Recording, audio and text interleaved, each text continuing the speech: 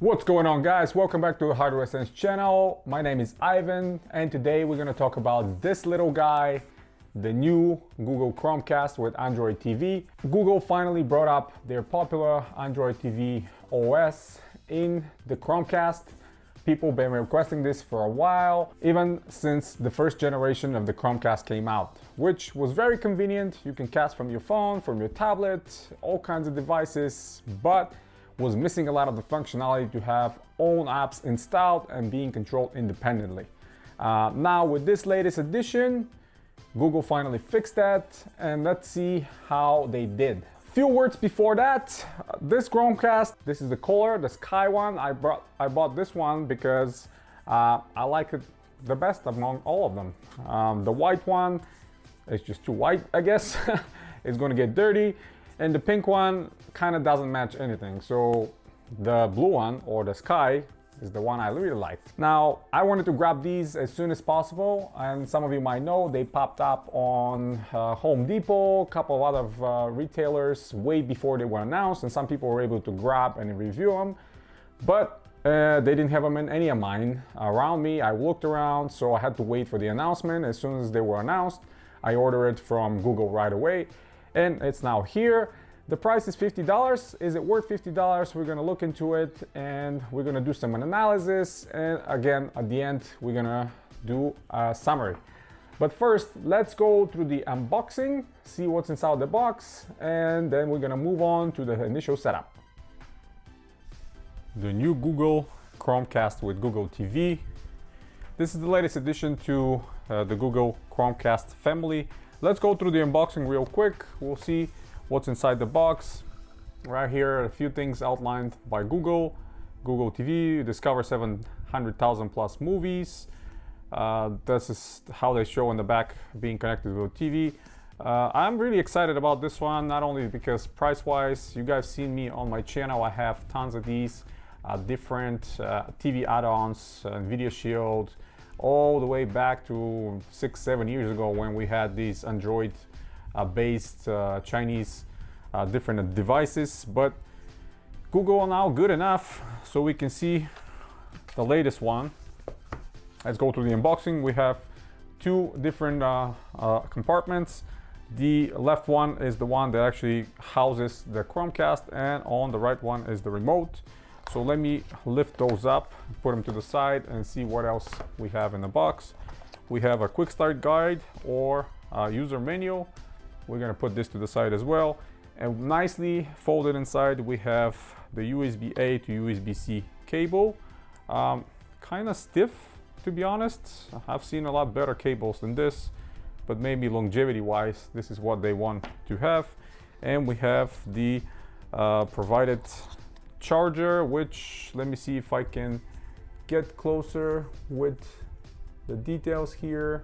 So we have 5 volts, 1.5 amps, but as I stated before, any USB charger like this or power brick can be used. If you have any other ones that are delivering more or the same 1.5 amps or more, you'll be good to go. So same as the cable, I'm not planning to use this power delivery brick because I have installed all around the house USB outlets right next to the normal power outlets, so I can plug that in directly. But you can use any 5 volt, 1.25 amps or higher power delivery bricks. So this is going to go back to the box, and quick start guide we really don't need. It's going to be easy, and we're going to show how it's going to look on the TV. Now let's look inside the big box first. Nicely folded inside is the Chromecast in this pouch.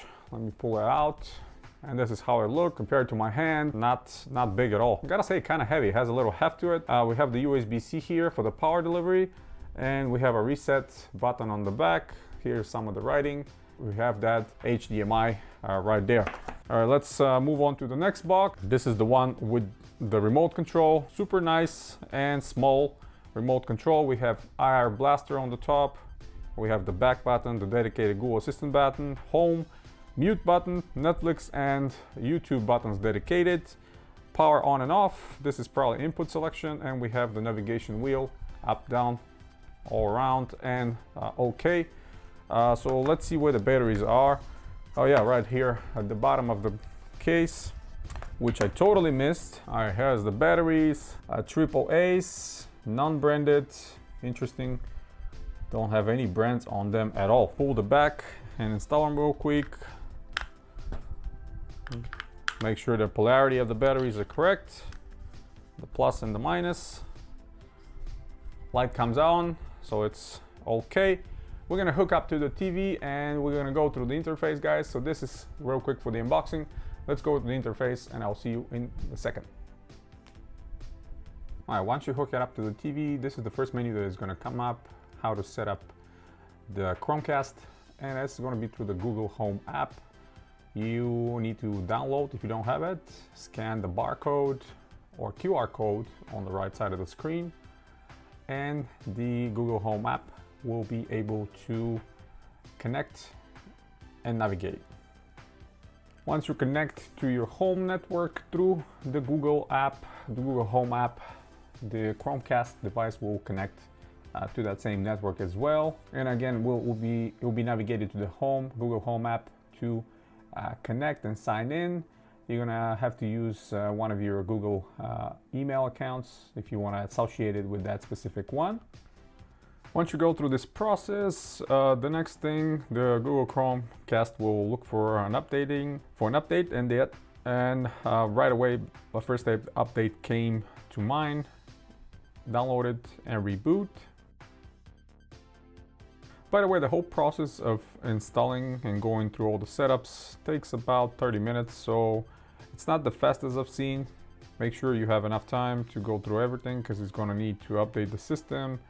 It's going to need to install some of the apps for you to use, go through the whole setup, and at the end, you'll be ready to use it. Once the update is complete, the Google Chromecast will reboot and start again and finish the process of installation. I like that new window they have from starting. It's a little bit different than the older versions of Android TV. I hope this latest version comes to the NVIDIA Shield as well, because this is my main device and it's really nice and snappy. And despite the fact that it's 3 years old now, it's still the best when it comes to your upscale home theater when you want to use a nicer amplifier. Again, the network connection is re-established, connecting. In the next window, we're gonna have the Chromecast. Will want to set up our TV.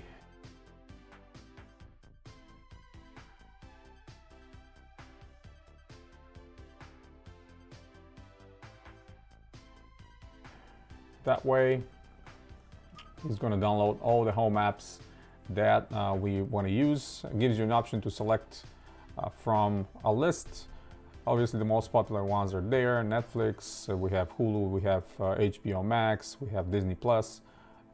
We have all the latest and most popular apps that you can use for your streaming.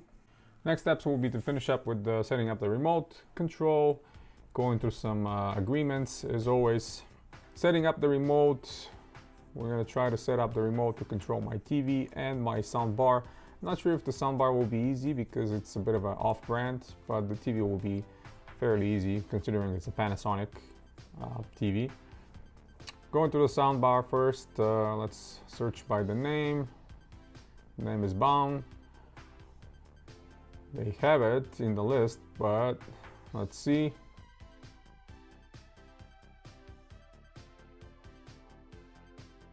Okay, I can hear the music, but unfortunately the volume controls on the side of the remote control are not controlling it. So unfortunately I'm not going to be able to control my soundbar with that remote control. It didn't work. We'll go to the next one.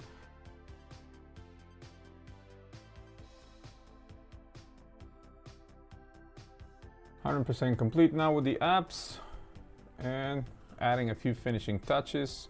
We're almost done with the installation. All right, and we are on the home screen. A little bit of different look, definitely, comparing it to the older one on my NVIDIA Shield. So home screen, let's go through the menus for you. And then we have movies, we have shows, we have the different apps and library. So the apps, the ones you selected are already there. But if you want to install more, you can drop down to the categories and search by that, or just search by the Google Assistant button, and then from there you can install all the apps you want. I added a few things, including Plex. So let's go to the settings real quick. We have the network, we have accounts and sign in, you have privacy, some more additions, display and sound, if you want to control some of those things, like HDMI CEC. So the remote can control the TV, and when you turn off, we'll turn off the TV as well. Advanced setup settings, we have, you can allow game mode, system sounds, you can enable disable. Format selection, automatic, never, or manual for the sound. And from there, we have the apps where we can remove or add, and in the system, we have system update, device name, factory reset, status, legal modes, the latest version, Android TV 10, and the patch is from August 5th, so very, very recent. Date and time, languages. We have abundance of languages as always, pretty much everything that is supported by Google. You can select that. Storage, available, you have 4.4 gigs, and after I install some apps, currently I have 2.1 gigabytes of storage. Not a lot, so keep in mind that if you want to manage some of those and just install some more essential for you. Don't go crazy on it. Don't be installing huge, large games, because you're going to run out of storage very, very quickly. We have the ambient mode. You can select Google Photos, Art Gallery, or Experimental. Try new sources of content. So this is kind of like your screensaver situation you want to do.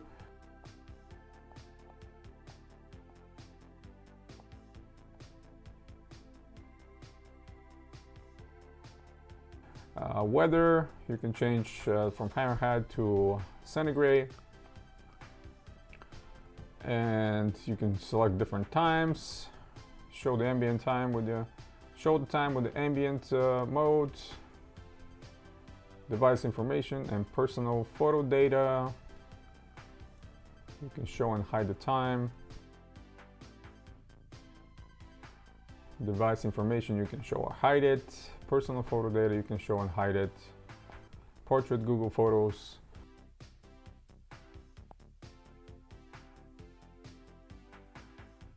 Slideshow speed, you can change that from 5 seconds all the way to 5 minutes. Energy saver, turn off the display after 30 minutes, and cast. Always while casting or never let others control your cast media. And restart. Remotes and accessories, you can add other accessories here, like different remotes or different game controllers if you want to, but for now I have only the standard remote control. You can volume control the L2CC, as you can see, power button, auto volume control. We'll change it to volume of the Chromecast, as I'm not able to control my soundbar. And power button, TV CEC, so the power button will turn off the TV and the Chromecast as well. And that's about it. This is the menus. Back to the home screen. I am excited to try this one and kind of use it for a longer period of time, see how it's going to compare to the much more expensive NVIDIA Shield and some other ones that I have, the Mi Box, some of the older Minix, the Fire TV, and obviously Roku, a lot of these devices that I'm using around the house. All right, now that you saw the unboxing and the setup, which by the way I was able to capture with this tiny little capturing device, which I'm actually going to review on some of my next videos. Very convenient.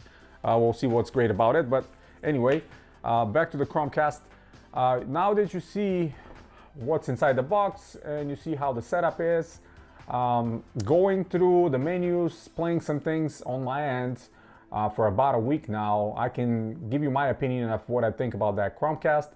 Now, first thing first, I think the added functionality of having their own remote control, their own apps, the OS, the latest Android TV OS, it's absolutely great. I love that. I love that OS. I have it on my NVIDIA Shield, which is my main device. I mentioned that many times before. The Shield is the only one and currently the best one to deliver raw audio straight from the device to your high-end receiver, so you can get 5+1 or 7+1 audio. So that's absolutely perfect.